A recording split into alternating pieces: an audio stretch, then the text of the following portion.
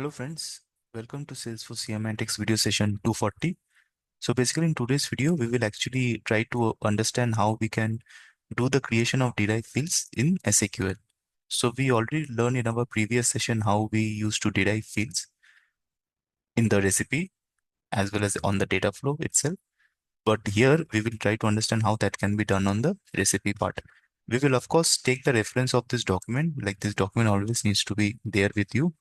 So let's say if I go to this page number 11, they have mentioned about this derived dimension and they did one scenario over here.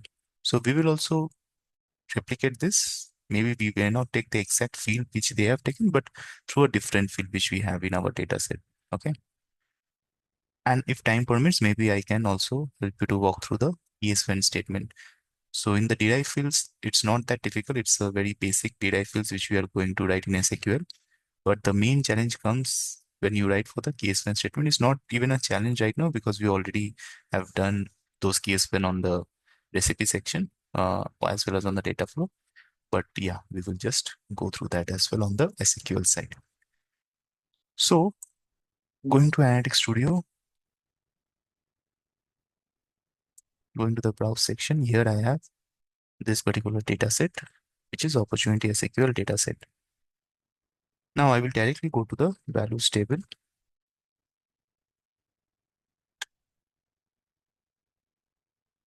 And from here, what I'm going to do is I'm going to deselect all, and maybe I can just keep the name and stage name. Okay.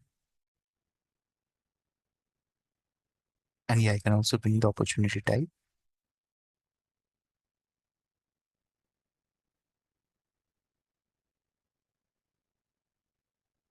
So these are the things: accounts, stage, name, and opportunity type.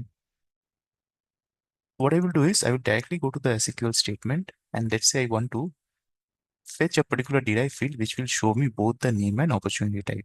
Fine. So here, what I will write is, so we can take the reference of this. As you can see here, they are writing the field name plus in double quotation, they are writing whatever kind of special characters, like in this case, it's just a dash, which you want to give, that has to be in double quotes. And again, once again, in single quotes, you write the field name. And you have to kind of add it by this symbol plus. So here, I will just write name plus, I will give the space, or let's say I give the dash only, that is fine.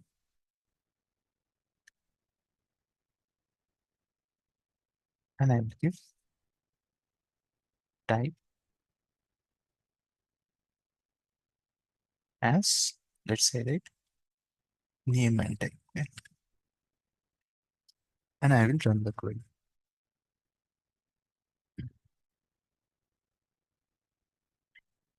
Now, as you can see, we are exactly getting the name and type over here. It's nothing but, it's just a combination of both of these values which you see over here. So if I just now go to the values table,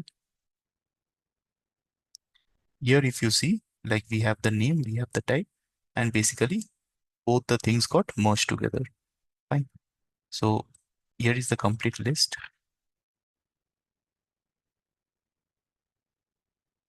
which is fine for me. I can see the complete list over here. But the only issue, and here, we can go for the case when statement right now. So this is a very simple SQL statement of creating a new derived field. So why I'm saying a new derived field? Because all these particular fields which you see, they were already there. They were already brought in from the data layer. But this we just created on the fly in the SQL. So we say it on the fly because we directly created on the SQL without mentioning about this on the data layer side. Of course, there are some best practices which I will tell you at the very end, like this is not the way to write on SQL. Like ideally you should do on the data layer, but as of now, since we are learning the concepts of SQL, we will just keep that in mind and go ahead. And as we come to the end of this particular course of CRMatics, and we'll actually tell you some of the best practices which we need to follow. Many things have been taught on the data layer and the SQL layer, but what is the ideal way you need to go about when you are solving any particular use case scenario? Now the thing is that let's say I just put a filter. So what I'm going to write is q equal to filter q by, let's say, type is null. Okay, something like that. Or maybe I don't know, like you can also write name is null, for example. Fine.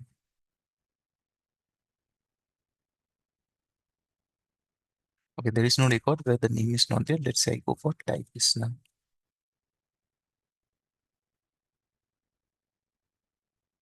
Now, one interesting thing, if you see over here, that when I have the type as null, this is also coming as dash.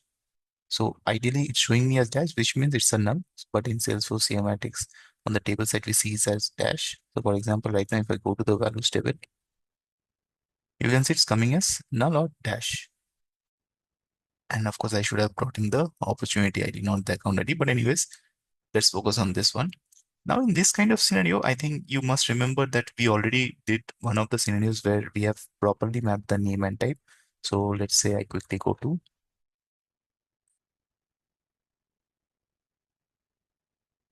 just let's say go to the recipe. Let me open that recipe, which we did previously. So here,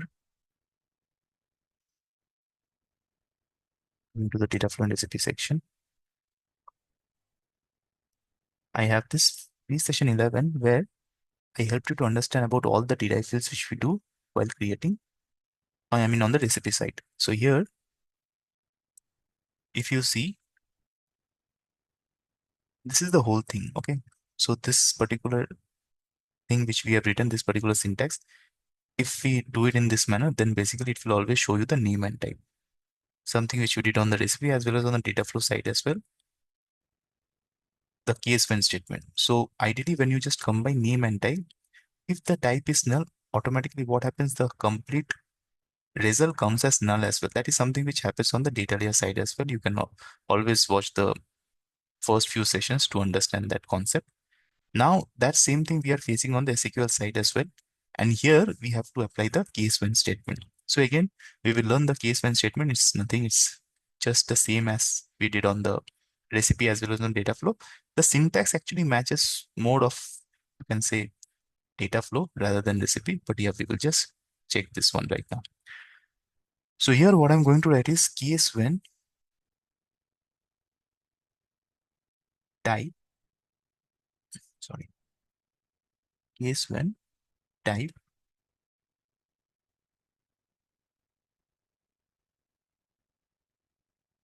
is none, then, so let me check that particular part, what I've written over there.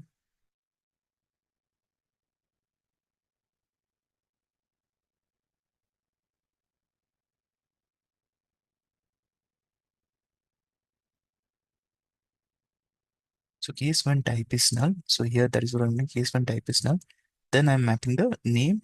So I'm writing in bracket, but that's fine.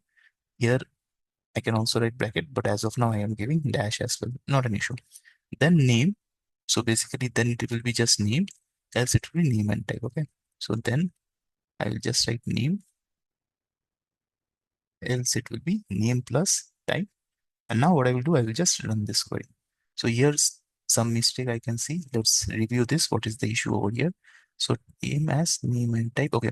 What I have to do is I have to write the end statement as well. So the end word. So case when type is null, then name, else name plus this. And I have to write end. I have to always mention this keyword end as well for the case when statement. And now you can see, like, if the type is null, then also you can see that complete. I mean, it will not show as dash, it will show you just the name part, because that's what we have written. That if the type is null, then show me the name, else you show both the name and type, which we have ideally written in our initial statement. But right now we have overcome this issue as well. Like if in case some type is null, that part will also come up. Okay. Now, uh, I have actually written the statement, but we will also walk through this case when statement a bit. Like what is this all about? Simple case operator. So I'm just reading through the document itself. Use case in a for each statement to assign different field values in different situation. So if we want to assign the different field values in different situation, we use the case when. Case supports two syntax form, search case and simple case. This section explains the simple case. So as you can see, this simple case over here, case primary expression when this, then this, when the second expression comes, then that, else this one. Okay. So this is the way in which we can actually write. So in my case, I have given the primary expression along with the text expression. As you can see, case, they have written the primary expression when the text expression. We will also walk through this one, not an issue. But in my case, basically what I've done, I've given the case when, instead of giving this primary expression after case, I have given this particular expression, that complete whole expression which I need over here. Okay. Type is now fine. This is another way to write. But that is the whole thing. Like it's more like an if-else statement, and we already walked through the same thing in our data flow section as well. So that part is already there, but it's just that on the SAQL also they are mentioned separately over here. So primary expression case and end opens and closes the case operator. Like as you might have seen, there was an error. So you always have to open with case and you always have to terminate it, terminate that particular case when statement through this end. Okay. That was something which was not done earlier. And primary expression is any expression that takes a single input value and returns a single output value. Okay. May contain values, identifiers, and scalar functions. The expression can return a number, string, or date. When then defines, when and as well as then defines a conditional statement. A case expression can contain one or more conditional statements. Like we can write multiple when statement as well. We will also talk about in the next session how that can be done. On the data flow side, I think we have already done. Sorry, on the recipe side. So as you can see, uh, like here we have done this, right? Multiple when. The same thing we are just going to apply. Okay, nothing much. And else, the result expression is any expression that takes a single input value and returns the output value. Okay, text expression is any expression that takes a single input value and returns a single output value. That is fine. That's what they have written this text expression over here. And the result expression also gives you that particular output. Fine. And else default expression is any expression that takes a single input value and returns a single output value. So that's the thing about this. What's the user statements? I got it in the order that they are given. If test expression returns true, the corresponding result will happen. Else, you can specify any number of when or then statements. Right. So that is the whole syntax if you see. And here they have given the example as well, like for each you generate amount and industry code as industry. Now they have written the case when. Okay. So of course we haven't walked through this kind of example where we have the multiple when statement. We will walk through, which we have done on this recipe. In the very next section, I will walk through that. But for now, like we have walked through, I mean, here, of course, it's a single case when, but we can just check this example as well as this example, as particularly this example. Like I will show you how that thing, if you remember, this thing was done to ensure that the particular stage order follows the same as we had on the lightning path of the stage, and that part we are directly going to do on the SAQL on the fly. Okay, so that's fine. We will do this. Like we will take a couple of streams in the next session to understand a bit more details about the multiple when statements. But ideally, this is the whole thing about this, and this thing is something you have to keep in mind. So this is that particular syntax. So we can always this in our notepad. That is fine.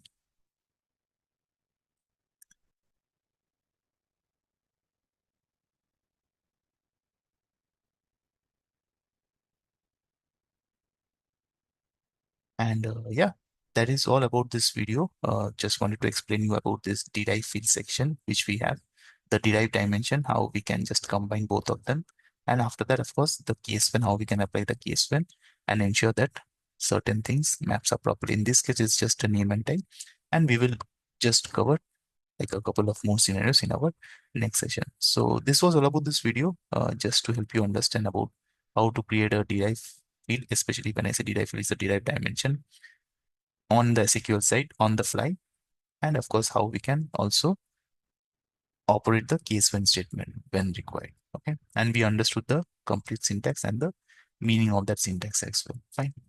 So yeah, let's meet very soon in our next session. And maybe I can just save this as derived fields. Okay.